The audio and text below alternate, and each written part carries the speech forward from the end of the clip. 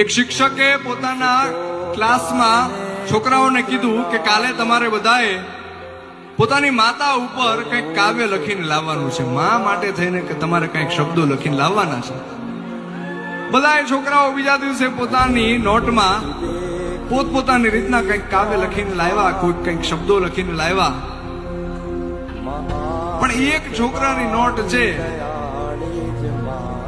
એમાં કંઈક વિચિત્ર જોવા મળ્યું. એમાં આખી એબીસીડી લખેલી હતી. છોકરાએ A to Z આખી એબીસીડી લખેલી. તો શિક્ષકે એ છોકરાને ઉભો કર્યો અને પૂછ્યું કે ભાઈ આ શું છે, આનો શું મતલબ? અને ત્યારે એ છોકરાએ જવાબ આપ્યો કે મને ભાષા શીખવાડનાર, મને બોલતા શીખવાડનાર મારી મા માટે થઈને હું શું લખી શકું, એટલે મેં આખી એબીસીડી લખી દીધી છે. મારી માને જેમ ગમશે એમ એ શબ્દો ગોઠવીને એની રીતના જોઈ લેશે. આ મા દીકરાના સંબંધની વાત છે. એ દલપતરામે પોતાના કાવ્યની અંદર લખી. કેવી રીતના કે હતો હું સુતો પારણે પુત્ર નાનો,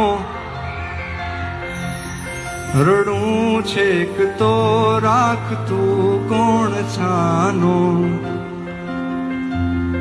મને દુખી દેખી દુખી કોણ થાતું,